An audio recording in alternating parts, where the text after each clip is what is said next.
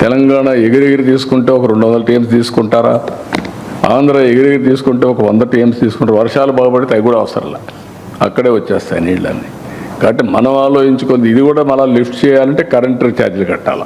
కానీ కరువు వస్తే ప్రమాదం. కరువు రాకుండా ఉండాలంటే ఇవన్నీ చేసుకుంటే రాష్ట్రం బాగుంటుంది. మీరు పక్క రాష్ట్ర ముఖ్యమంత్రి, కేంద్రంలో మీకు పలుపాడి ఉండొచ్చు, మోడీ గారు మీరు ఏం చెప్తే అది వినొచ్చు. అంత మాత్రాన మీ ప్రాజెక్టులకు అన్ని అనుమతులు వస్తాయని మీరు అనుకుంటే అది భ్రమ. అట్లాంటి వాటికి అవకాశం లేదు. తెలంగాణ రాష్ట్ర ప్రజలకు ప్రయోజనాలు కాపాడుకోవడానికి అవసరమైన ప్రణాళిక, వ్యూహరచన స్పష్టంగా ఉన్నది.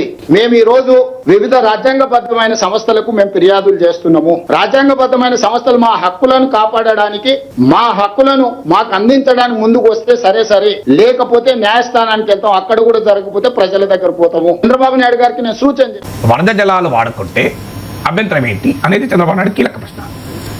వరద జలాలు వాడుకుంటే అసలు నిజంగా అభ్యంతరం ఉండాల్సిన అవసరం లేదు. సముద్రంలో కలిసే నీటిని ఆంధ్రప్రదేశ్ వాడుకుంటే అభ్యంతరం ఏంటి అనేది చంద్రబాబు నాయుడు ప్రశ్న.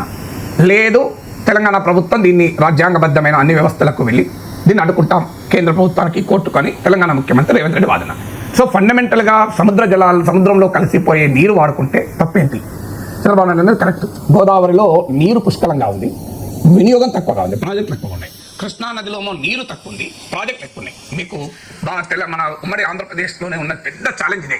మీకు గోదావరిలో నీరు పుష్కలం, ప్రాజెక్టులు తక్కువ. కృష్ణాలో నీరు తక్కువ, ప్రాజెక్టులు. అందువల్ల మీకు కృష్ణా నది పైన పంచాయతీ, అది పాలమూరు రంగారెడ్డి ఎత్తిపోతల పథకమైన పంచాయతీ. అది మీకు కృష్ణా నది పైన ఇతర ప్రాజెక్టులు వచ్చినప్పుడు కూడా ఈ పంచాయతీ వచ్చింది. కానీ గోదావరి విషయంలో సమస్య ఏంటంటే మీకు ఒక బాబ్లీ వివాదము మాత్రమే వచ్చింది. గోదావరి నదీ జలాల్లో ఆంధ్రప్రదేశ్, తెలంగాణ, మహారాష్ట్ర ఓనర్స్. ఇది అంతర్రాష్ట్ర నది. ఈ 3 రాష్ట్రాలు ఓనర్స్ అయినప్పుడు ఏ ఒక్కరు కట్టినా ఇంకోరు అభ్యంతరం చెప్తారు.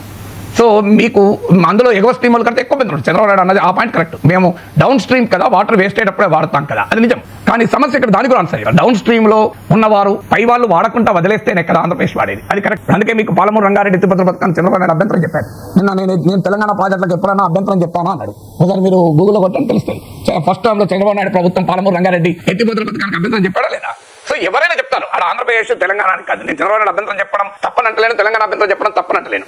నేను తెలుగు బిడ్డగా ఒక ప్రిన్సిపల్ చెప్తున్నాను. సో ఎవరైనా ఉమ్మడి ఆస్తిలో ఏకపక్షంగా ఎవరైనా తన వాటా తీసుకున్నా, వాటా పెంచుకున్నా అది అభ్యంతరం అనేది ఇంకోరు అనివార్యంగా చెప్తారు. అందుకే పాలమూరు రంగారెడ్డి పైన ఆంధ్రప్రదేశ్ అభ్యంతరం చెప్పింది, తాను కన్విన్స్ కాలేదు కనుక బనకజర్ల పైన తెలంగాణ అభ్యంతరం చెప్తుంది. ఇది కామన్ కదా, ఎవరైనా అభ్యంతరం చెప్తారు. ఎందుకంటే వాళ్ళ రాష్ట్ర ప్రయోజనాలు. చంద్రబాబు నాయుడుకు తెలుగు వారందరి అవసరం ఉన్న పైన అభిమానం ఉన్నా ఆయన ఆంధ్రప్రదేశ్ ముఖ్యమంత్రి, ఆయన తప్పని అంటలేదు. రేవంత్ రెడ్డికి చంద్రబాబు నాయుడుకి ఎంత వ్యక్తిగత సంబంధాలు ఉన్నా ఆయన తెలంగాణ ముఖ్యమంత్రి కదా. అందువల్ల న్యాయంగా ఆలోచించినప్పుడు ఏంటంటే ఉమ్మడి ఆస్తిని అందరి అనుమతితోని, ఆమోదంతోనే ఉపయోగించుకోవాలి తప్ప లేదు మీరు ఖాళీ ఉన్నాయి కదా నేను వాడతా అంటే ఇక్కడ ఎవరు అంగీకరించరు.